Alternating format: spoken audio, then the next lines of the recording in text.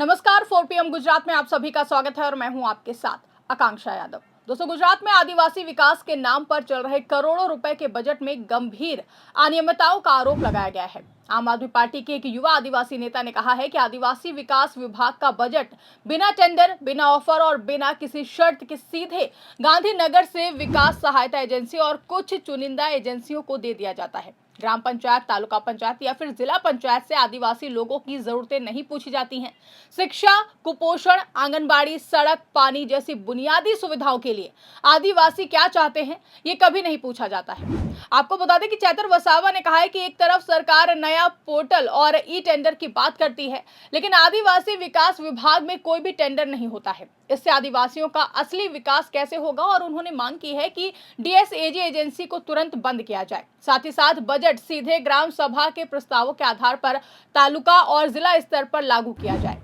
साथ ही बिना टेंडर के हुए सभी कामों की जांच के लिए एसआईटी गठित करने की भी मांग की गई है। वहीं आरोप गुजरात की आदिवासी राजनीति को हिला देने वाला है। राज्य में कुल 89,17,000 आदिवासी आबादी है, जो कि 14 जिलों में फैली हुई है। इसमें 25 अनुसूचित जनजातियों और 5 प्रिमिटिव ट्राइबल शामिल हैं। सरकार का दावा है कि वन बंधु कल्याण योजना और ट्राइबल सब प्लान के तहत हर साल हजारों करोड़ रुपए खर्च किए जाते हैं। 2025-26 के बजट में ट्राइबल सब प्लान का आउटलेट 30,120 करोड़ 96 लाख रुपए था। इसमें से अक्टूबर 2025 तक 9,800 करोड़ खर्च हो चुके थे, लेकिन विपक्ष कह रहा है कि ये पैसा एजेंसियों के जरिए बिना पारदर्शिता के खर्च हो रहा है। आदिवासी विकास विभाग की मुख्य एजेंसी डीएसएजी है, जो कि 2000 के दशक में सोसाइटी एक्ट के तहत बनाई गई स्वायत्तता संस्था है। इसका काम ट्राइबल सब प्लान को लागू करना, कौशल विकास, पीपीपी प्रोजेक्ट, शिक्षा और स्वास्थ्य योजनाएं चलाना है। डीएसएजी का दफ्तर गांधीनगर में है। ये ट्राइबल डेवलपमेंट डिपार्टमेंट के अधीन काम करता है। सरकारी दस्तावेजों में डीएसएजी को नोडल एजेंसी कहा गया है, लेकिन नेता का आरोप है कि इसी एजेंसी को बिना टेंडर के काम सौंपा जाता है। एजेंसी तय करती है कि किस ठेकेदार को कितना प्रतिशत काम मिलेगा। ग्राम सभा या फिर पंचायत से कोई राय भी नहीं ली जाती है। चैतर वसावा ने विस्तार से बताया कि आदिवासी क्षेत्रों में क्या हो रहा है। दाहोद, भरूच, वडोदरा, महिसागर जैसे ट्राइबल जिलों में मनरेगा, नल से जल और अन्य योजनाओं में घोटाले सामने आए हैं। 2025 में इंडिया टुडे की रिपोर्ट में कहा गया कि इन जिलों में एजेंसियां फर्जी बिल बनाकर पैसा हड़प रही हैं।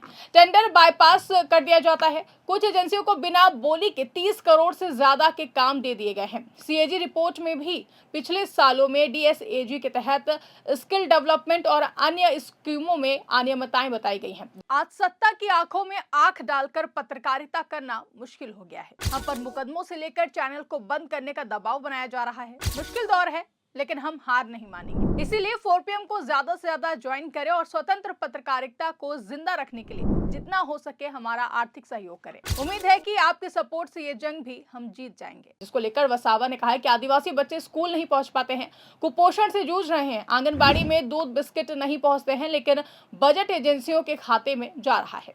आम आदमी पार्टी नेता ने आरोप लगाया कि आदिवासी विकास विभाग का बजट सीधे गांधीनगर से एजेंसियों को आवंटित होता है।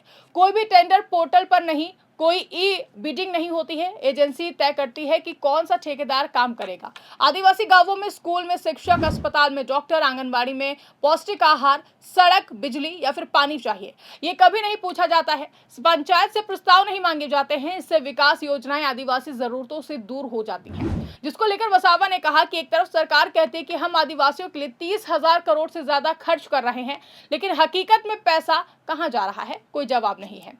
वहीं ये मुद्दा 2027 के विधानसभा चुनाव से पहले बड़ा हो गया है। गुजरात में 14 ट्राइबल जिलों में आदिवासी वोट बहुत ही ज्यादा महत्वपूर्ण है। आम आदमी पार्टी, कांग्रेस और अन्य विपक्षी दल इस मुद्दे को उठा रहे हैं। नेता ने प्रेस कॉन्फ्रेंस में कहा कि डीएसएजी एजेंसी को तुरंत बंद कर दिया जाए। अगर आदिवासियों का बजट इस्तेमाल करना है तो सीधे ग्राम सभा में प्रस्ताव रखा जाए। ग्राम सभा में जो भी मांगे आएंगी उन्हें मंजूरी देकर तालुका और जिला स्तर पर काम कराया जाए। इससे विकास असली लोगों तक पहुंचेगा। उन्होंने मांग की है कि बिना टेंडर के हुए सभी कामों की जांच हो और इस मामले में एसआईटी गठित की जाए। आपको बता दें कि डीएसएजी की भूमिका पर सवाल उठ रहे हैं। डीएसएजी की वेबसाइट पर टेंडर सेक्शन है और कुछ कामों के लिए ई टेंडर होते हैं। लेकिन आम आदमी पार्टी के नेता का कहना है कि आदिवासी विकास विभाग का बड़ा बजट डीएसएजी और कुछ एजेंसियों को बिना प्रतिस्पर्धा के दिया जाता है। सीएजी की पुरानी रिपोर्ट में भी डीएसएजी के तहत स्किल ट्रेनिंग में अनियमितताएं बताई गई थी। 2025 की इंडिया टुडे रिपोर्ट में दाहोद भरूच में नरेगा घोटाले में एजेंसियों द्वारा टेंडर बाईपास करने का जिक्र है। जानकारी के मुताबिक गुजरात में आदिवासी जिले जैसे कि दाहोद, पंचमहाल, तापी, नर्मदा में कुपोषण, स्कूल ड्रॉप आउट और बेरोजगारी बड़ी समस्या है। आंगनबाड़ी केंद्रों में पौष्टिक भोजन नहीं पहुंचता, स्कूलों में शिक्षक कम है, सड़क और पानी की सुविधा अपर्याप्त है। सरकार का दावा है कि वन बंधु कल्याण योजना के तहत नए गुजरात पैटर्न से 90% बजट जिला स्तर पर और 10% राज्य स्तर पर खर्च होता है। लेकिन नेता कहते हैं कि जिला ट्राइबल डेवलपमेंट कमेटी भी असल आदिवासी जरूरतें नहीं पूछती है, सब कुछ ऊपर से तय होता है। वसावा ने शिक्षा और स्वास्थ्य पर खास जोर दिया है और उन्होंने कहा है कि आदिवासी बच्चों को शिक्षा में क्या सुविधा चाहिए, हॉस्टल, स्कॉलरशिप, गुजराती और आदिवासी भाषा में किताबें, ये कभी नहीं पूछा जाता है। कुपोषण दूर करने के लिए आंगनबाड़ी में क्या चाहिए, पौष्टिक आहार, नियमित जांच, माँ बच्चे की देखभाल, ये सब भी पंचायत से नहीं पूछा जाता। बजट एजेंसियों के जरिए स्कूल बनाने या फिर आंगनबाड़ी सुधारने के नाम पर खर्च हो जाता है, लेकिन काम अधूरा रह जाता है। वहीं ये मुद्दा सिर्फ एक नेता का बयान नहीं है, गुजरात विधानसभा में भी इस पर सवाल उठे हैं। विपक्ष ने मांग की है कि ट्राइबल सब प्लान का पूरा हिसाब दिया जाए, कितना पैसा डीएसएजी को गया है, किस एजेंसी को कितना काम मिला है, कितना काम पूरा हुआ है, ये सब कुछ सार्वजनिक किया जाए। आम आदमी पार्टी ने कहा है कि अगर सरकार पारदर्शी है तो डीएसएजी को बंद कर ग्राम सभा मॉडल अपनाए। आपको बता दें कि आदिवासी विकास का इतिहास देखें तो 1997 से नया गुजरात पैटर्न शुरू हुआ है। इसमें जिला स्तर पर 90% और राज्य स्तर पर 10% प्लानिंग होती है। लेकिन नेता का आरोप है कि प्लानिंग भी एजेंसियों के माध्यम से होती है। आदिवासी आवाज नहीं सुनाई देती है। डीएसएजी बंद करने की मांग नई नहीं है, पहले भी कुछ संगठनों ने कहा था कि डीएसएजी के जरिए भ्रष्टाचार होता है। अब एसआईटी की मांग से जांच की संभावना बढ़ गई है। अगर एसआईटी बनी तो पिछले 5 से 10 साल के कामों की जांच हो सकती है। आदिवासी नेता कह रहे हैं कि बजट का सही उपयोग तभी होगा जब ग्राम सभा को अधिकार दिया जाए। ग्राम सभा में लोग खुद बताएं कि स्कूल में क्या चाहिए, आंगनबाड़ी में क्या चाहिए, स्वास्थ्य केंद्र में क्या चाहिए, फिर तालुका और जिला स्तर पर काम हो।